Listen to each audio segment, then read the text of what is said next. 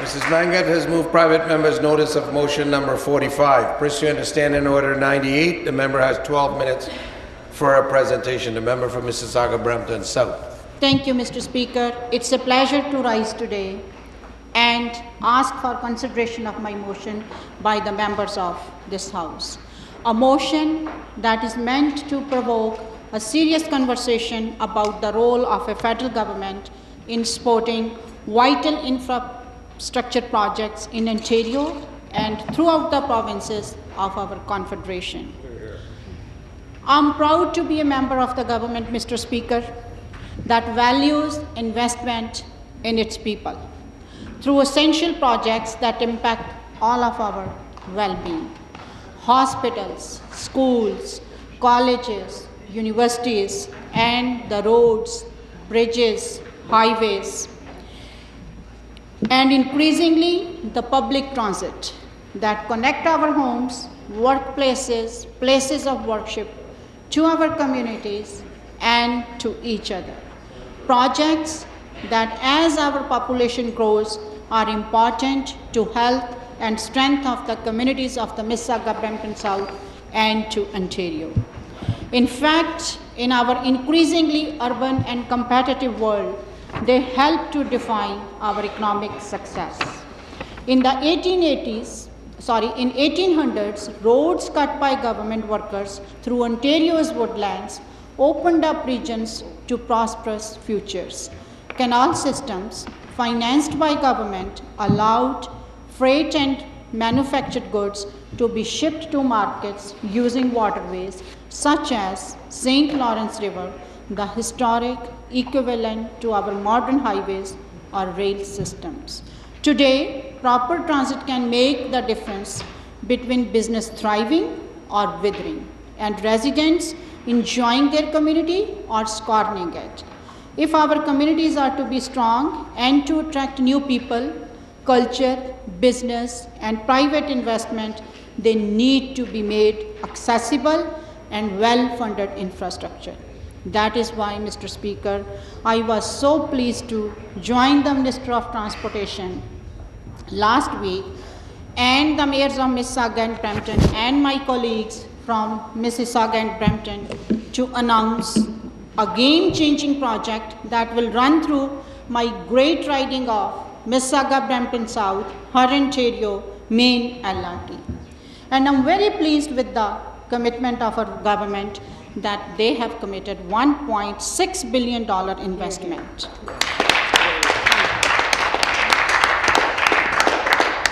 Running roughly 23 kilometers, including 13 stops in my own riding, will connect my constituents using an efficient, environmentally sound light rail system. A system that will connect residents with other municipal and regional transit systems, unlocking the province for them. It is a project that, frankly speaking, would not be possible without the leadership of Ontario's Premier and is all the more critical due to a lack of federal partner. Like many Ontarians and in fact many Canadians, I was disappointed, even shocked to learn that the recently announced federal budget allocated very limited funding for infrastructure projects across Canada. In fact, a meager $750 million is being allocated over 2 years for transit projects in all of the towns, cities, and provinces in Canada. It is a joke. It's laughable, Mr. Speaker. Bad joke. Funding that will not even be in place until 2017 and 18.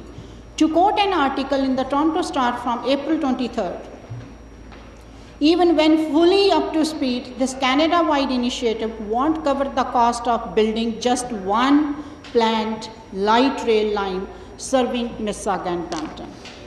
In the simplest terms, Mr. Speaker, this amount each year breaks down to just about $37,500,000 for each province in Canada, or just about $10.40 for each Canadian. What is lacking from Ottawa, Mr. Speaker, is not only funding for worthy projects that serve Canadians, What is lacking is long-term, reliable, and stable infrastructure investment that municipalities rely upon for their health and future planning. Infrastructure projects are not the partisan projects that some political projects are, Mr. Speaker, but they are essential to the health of our communities and our economy. Neglecting infrastructure puts Ontario and Canada in our highly competitive world at a serious disadvantage. To be sure, the roles of federal and provincial government have changed over the decades. A 2013 report by the Canadian Centre for Policy Alternatives indicates that in 1955, the federal government owned 44% of public infrastructure. The province owned 34%, and local governments owned 22%.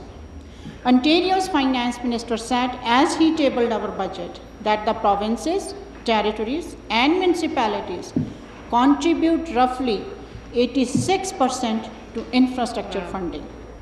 According to a report entitled Crisis and Opportunity, Time for a National Infrastructure Plan for Canada, published in 2014, provincial, territorial, and municipal governments were responsible for as much as 95% of public infrastructure in the country.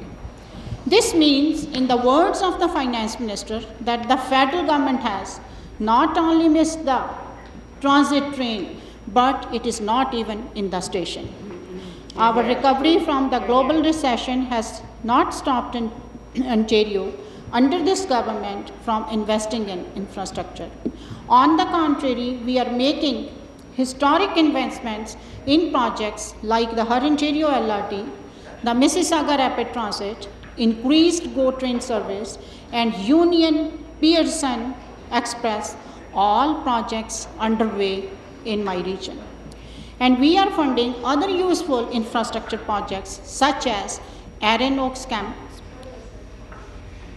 Campus, the Brampton Courthouse, redevelopment of Peel Memorial Hospital, and the expansion of Sheridan College in Mississauga.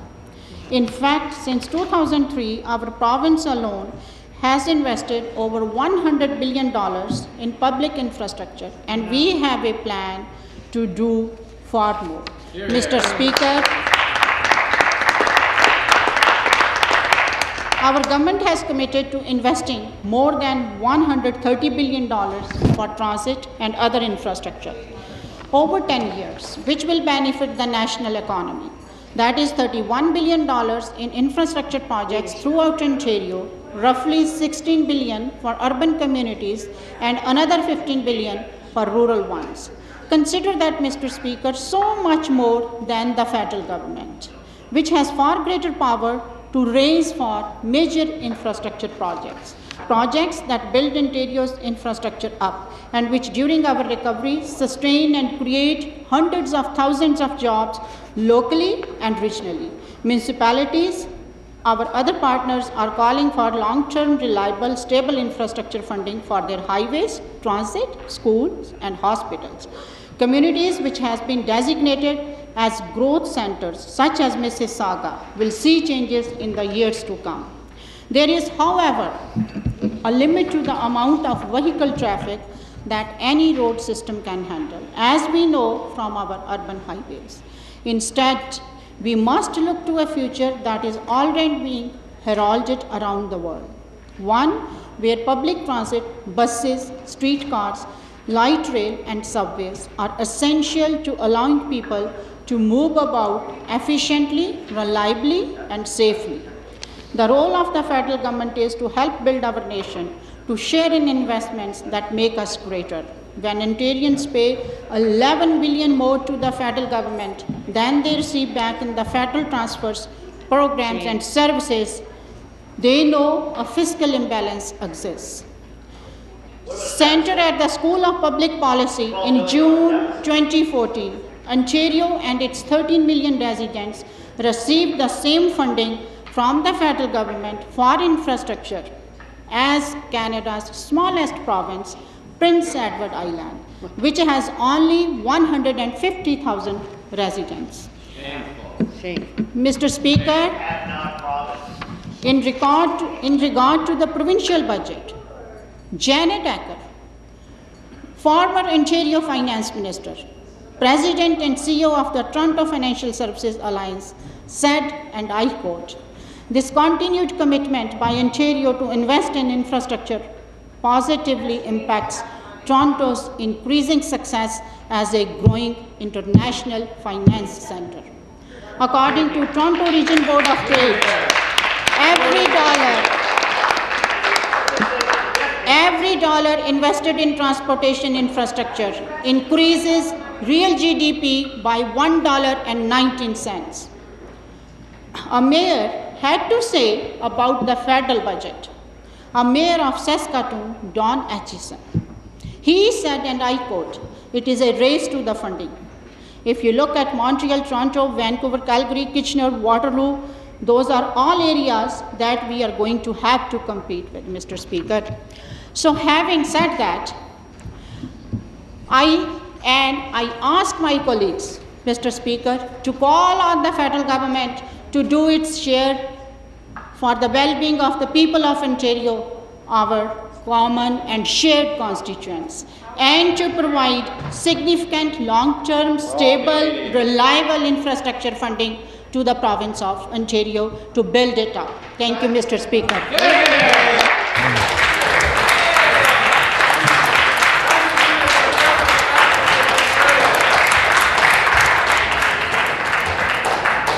I now return to the member from Mississauga-Brampton South. Thank you, Mr. Speaker. I would like to thank all the members who spoke on my motion, and I would like to thank member from Niagara Falls, and I agree with him that it's too little and it's too late. And I would also like to thank Minister of Transportation and member from Cambridge, member from Etobicoke Centre for their perspective on this motion. And I would also like to thank member from Kitchener-Waterloo and Kitchener-Conestoga. Mr. Speaker, it is a shame that some of my colleagues chose to look at this motion as a partisan issue, when they could recognize it as an opportunity for leadership in service of Ontarians. I have a great respect for the member for Kitchener-Waterloo, but I would like to clarify that we are not selling hydro. We are investing and building new assets. And when we build, we grow. When we invest, we grow.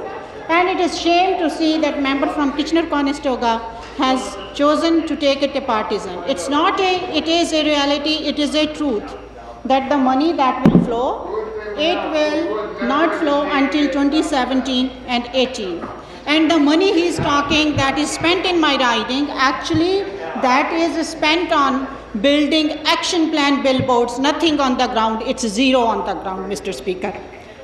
It is a time for new economic union, so that all governments, they can work together in support of the high quality services Ontarians and Canadians rely on. So I urge all members of this House to support in favor of this motion. Think about the well-being of the people of Ontario, our shared constituents, and to provide significant long-term, reliable, stable infrastructure funding to build Ontario up. Thank you, Mr. Speaker.